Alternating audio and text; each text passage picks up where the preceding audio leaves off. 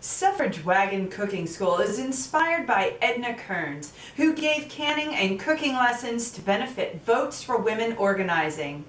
Honor what it took to win the vote. Serve goodies to your action group. Stand on the shoulders of those who led the way. Let's cook up a storm.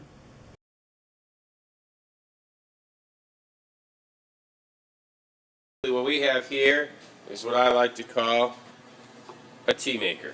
Now, you would think there'd be a plug and a cord and everything else, but this is really a traditional tea maker, and you're going to find a lot of these in Europe. This is actually my grandmother's, and as I said, we're going to do my grandmother's recipe, so this has been handed down to me for generations. You may have seen this or not, but watch this. Wow. Now, this thing captivates two very important and traditional ways of making tea. First, you have your teapot, and as I said, everyone should have a teapot. This can traditionally make this size about 2 cups of tea. Here, you have your oversized teacup, very similar to the one you just saw, right? Wide, very wide opening so that you can get that aroma and you can get a nice sip and drink your tea before it gets cold. And if you ever watch any English shows, you'll hear the mother or the grandmother always say that. That's because they serve them in these, okay? And then the last part, of course, is your saucer. As you can see here, I do have a tea box, and in my tea box I have all sorts of different teas. I have peach tea, I have Earl Grey, I have passion tea, which is a herbal infusion tea, and then I have raspberry, and of course my favorite English tea time, but as I said today, I'm taking green tea. As I said before, a lot of homes have kettles, Polish, English, have electrical and metal kettles on their stoves at all times. My grandmother taught me to do it this way, and I can promise you when you use a pot, you'll see why. Okay, I have the water here on the stove, high heat, and I'm going to wait for it to boil. Do not pull this water off until it's at a rapid boil. Now in this instance, I'm going to be able to accomplish 2 feats with 1 step. But in normal circumstances, you would take this cup and or any other cup that you're going to be using and fill it to about the halfway point with hot water. Why would we do that? To warm the cup. Very important. But because we have this awesome invention called the tea maker, while my tea is going to steep, my teapot is actually going to warm the cup for me. Okay, I have my tea bag ready now, and what I'm going to do is as soon as I warm my pot, I'm going to put the tea bag in and then replace more hot water in there, and then of course put my teapot on top of the cup to steep. Okay, we're just about there. While this comes to a complete boil, I just want to mention another big reason why my grandmother was a big fan of using an open pot versus a kettle is you can't see inside a kettle. And you'll also know that if you burn it, you'll never save it again. So, in other words, you leave the kettle on the stove and the kettle boils over and then loses all the water and then burns inside.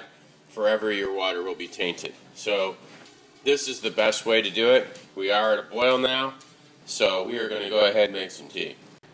Okay, so I'm going to go ahead and place the hot water in my teapot, and as you can see, the steam is coming off the top of the teapot. See that? See that steam? And that is because I have done what's called stoop the pot. And I've put the lid back on so the hot water can keep this beautiful teapot nice and warm, and it is. I can barely touch it now. So I know now my teapot is nice and hot. I'm going to go ahead and I'm going to take the water and pour the water out, keeping my thumb on the top so I don't lose the lid. And now I'm going to go ahead, open up the pot, place my tea bag there, leaving the handy handle of my tea bag outside of the pot, and we're going to go get the water.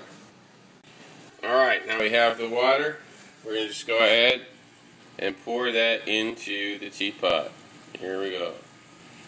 Oh yeah, we're going to get ready now. And you're going to pour this almost to the top. Leave about maybe a half an inch from the top. So you can see I almost poured the entire pot of water into that small, deceiving teapot, this thing is good to go. Now I'm going to go ahead and put the lid over it. Okay, now that I've placed the lid on it, I am going to go ahead and put it on the cup to warm the cup. That's the cool part of the tea maker. As I said before, if you don't have something like this, then you just want to fill the cup up like I did with the teapot with the boiling water up to about halfway mark so that you can have the cup nice and warm.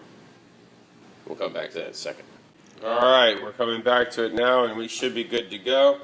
I feel the bottom of the cup and it is nice and warm. Take my teapot off now. And at this point, what I could put in here, sugar, honey, another different kind of leaf, possibly some orange zest or orange peel. Any number of things can go in here before I pour this tea in. But if you want to have traditional tea, you don't put anything in it. Now, if you're using the English tea time, that is the only exception. Sometimes people will put milk in Earl Grey, but for the most part, English tea time is the only one where you have cream and sugar or milk and sugar. This is my moment. My green tea. Ah! And look at that, the perfect color. Look at how wonderful that steam just falls off the cup. My cup is warm to begin with, so I'm going to have a nice, warm, and pleasant cup of tea. Lastly, I will just tell you this. You can't go through life without having wonderful tea.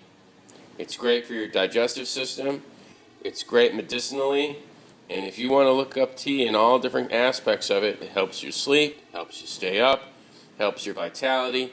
There's just so many things about tea that are wonderful. But for me, the best part is watching that moment from the time I've poured my tea right up to the time I take my sip.